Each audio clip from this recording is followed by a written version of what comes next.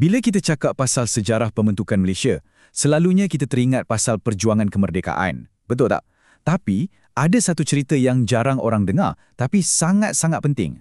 Cerita ni bukan pasal perang, tapi pasal perbincangan yang tegang dalam bilik mesyuarat.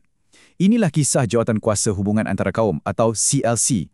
Merekalah yang sebenarnya meletakkan batu asas untuk negara kita. Jom kita selami kisah ni. Soalan ni kan memang jadi persoalan paling besar masa tu. Cuba bayangkan, lepas je Jepun kalah, tanah Melayu ni macam retak menanti belah. Hubungan kaum sangat tegang. Jadi macam mana pemimpin-pemimpin kita masa tu nak satukan semua orang? Macam mana nak bina negara dari keadaan yang hampir berpecah belah? Inilah cabaran terbesar yang mereka kena hadap.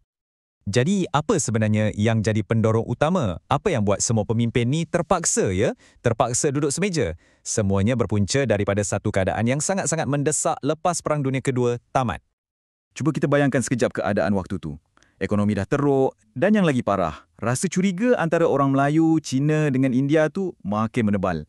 Kalau dulu ada harmoni sikit-sikit pun, lepas perang, habis semua. Suasana memang tegang. Sampai kan orang tertanya-tanya, apa nak jadi dengan tanah Melayu ni? Dan dalam keadaan tegang macam tu, British datang bagi satu kata dua. Mesej dia orang simple je. Korang nak merdeka, tunjuk dulu korang boleh bersatu. Maksudnya, tak ada perpaduan, jangan mimpi nak merdeka. Ini kan betul-betul satu tekanan yang maha hebat untuk pemimpin tempatan. Mereka tak ada pilihan lain. Kena duduk semeja dan cari jalan. Kalau tak, impian merdeka tu memang terkubur terus. Maka, dari tekanan inilah lahirnya Jawatan Kuasa Hubungan Antara Kaum atau CLC pada Januari 1949. Dan kena faham, ini bukan mesyuarat biasa-biasa tau. Ini satu detik bersejarah. Buat pertama kalinya, pemimpin-pemimpin besar dari setiap kaum sanggup ketepikan perbezaan untuk duduk berunding demi satu masa depan bersama. Kalau kita tengok siapa ahli-ahlinya, memang wow lah. Ada penasihat British, Malcolm MacDonald. Pengurusinya pula EEC Turai Singham, wakil komuniti Ceylon. Tapi yang paling utama mestilah heavyweights politik masa tu. Kita ada Datuk On Jaafar mewakili UMNO dan orang Melayu dan kita ada Tan Cheng Lock untuk MCA dan kaum Cina. Jangan lupa, ada juga wakil India dan Eropah. Ini menunjukkan betapa serius dan inklusifnya usaha ni. Bayangkan, buat pertama kali semua big boss ni duduk sekali secara sukarela nak bincang pasal masa depan negara. Luar biasa kan? Dan jangan ingat perbincangan mereka ni senang ya. Isu-isu yang diletak atas meja tu semuanya isu yang paling sensitif, paling boleh cetus pergaduhan. Ada 5 isu utama yang jadi akar umbi ketegangan kaum masa tu. Okey, isu pertama, politik. Soalannya, macam mana kita nak tadbir negara ni bila dah merdeka nanti? Jadi, CLC pun bincanglah macam mana nak mulakan pilihan raya sikit demi sikit. Tujuannya, nak bagi rakyat biasa rasa dulu apa itu demokrasi sebelum British serah kuasa sepenuhnya. Isu nombor 2. Yang ini memang panas. Isu kedudukan istimewa orang Melayu. Wakil Melayu masa tu tuntut supaya hak mereka sebagai penduduk asal tanah Melayu diiktiraf secara rasmi dalam perlembagaan. Ini bukan isu main-main ya, bukan simbolik je. Ini soal hak, soal warisan, soal jati diri.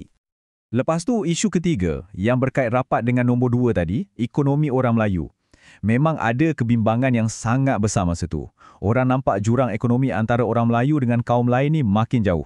Orang Melayu macam ketinggalan, terutamanya dalam bisnes. Jadi persoalannya, macam mana kita nak rapatkan jurang ni? Okey, sementara orang Melayu ada tuntutan mereka, kaum bukan Melayu pun ada tuntutan besar mereka, apa dia? Kewarganegaraan. Mereka minta syarat nak jadi warga negara tu dilonggarkan sikit. Kenapa? Sebab mereka perlukan hak politik dan jaminan masa depan. Bagi mereka, ini jugalah tanah air mereka. Dan yang terakhir, isu kelima, pendidikan. Masa tu, sistem sekolah kita ni berpecah-pecah. Ada sekolah Melayu, sekolah Cina, sekolah Tamil. Masing-masing dengan cara sendiri. CLC nampak benda ni sebagai satu masalah besar untuk perpaduan. Macam mana nak jadi satu bangsa kalau sekolah pun lain-lain? Jadi, misi mereka adalah untuk cari jalan. Macam mana nak wujudkan satu sistem pendidikan kebangsaan untuk semua? Okey, kita ada 5 isu super sensitif. 5 tuntutan yang nampak macam tak boleh bertemu langsung. Macam minyak dengan air. So, macam mana mereka selesaikan? Jawapannya, melalui rundingan yang sangat-sangat payah, mereka akhirnya capai satu kompromi, satu tolak ansur yang bersejarah. Dan formula inilah yang akan mencorakkan Malaysia sampai ke hari ini. Intipati kompromi ni, orang panggil The Grand Bargain atau tawar-menawar agung. Formulanya macam ni. Di satu pihak, syarat kewarganegaraan untuk orang bukan Melayu dilonggarkan. Sebagai balasan, satu agensi khas akan ditubuhkan untuk tolong naikkan ekonomi orang Melayu. Nampak tak? Ia satu pertukaran, hak politik untuk jaminan pembangunan ekonomi. Satu penyelesaian yang sangat pragmatik dan terus terang, sangat berani untuk zaman tu. Dan agensi ni bukan cakap-cakap kosong tau. Ia betul-betul menjadi kenyataan. Namanya RIDA, singkatan untuk Lembaga Pembangunan Industri Desa. Tujuannya sangat jelas, fokus untuk bangunkan ekonomi orang Melayu, khasnya di kampung-kampung dan luar bandar. Dan mereka tak tunggu lama pun, terus jalan. RIDA ditubuhkan secara rasmi pada tahun 1950. Cepat kan? Ini bukti yang CLC ni bukan setakat bincang, tapi mereka betul-betul serius nak laksanakan apa yang dah dipersetujui. Inilah hasil yang kita boleh nampak, hasil yang nyata. Jadi, kalau kita nak ringkaskan, apa kejayaan CLC? Banyak. Pilihan raya dimulakan sikit-sikit, kedudukan istimewa orang Melayu diiktiraf, tapi dengan jaminan kepentingan kaum lain pun akan dijaga. Syarat kewarganegaraan untuk bukan Melayu dilonggarkan dan satu jawatan kuasa pendidikan ditubuhkan. Mereka berjaya sentuh dan selesaikan kelima-lima isu panas tu. Hebat! Okey, semua ni dah jadi sejarah. Tapi, apa kesannya untuk jangka masa panjang? Apa sebenarnya legasi yang CLC tinggalkan untuk kita hari ini? Legasinya sangat-sangat besar. Boleh dikatakan, rundingan CLC inilah yang meletakkan asas kepada apa yang kita panggil kontrak sosial di Malaysia. Apa benda tu kontrak sosial? Senang cerita, ia macam satu perjanjian yang tak bertulis, tapi kita semua faham. Orang bukan Melayu dapat hak kewarganegaraan dan sebagai balasan, kedudukan istimewa orang Melayu diiktiraf. Inilah dia, semangat tolak ansur, semangat give and take.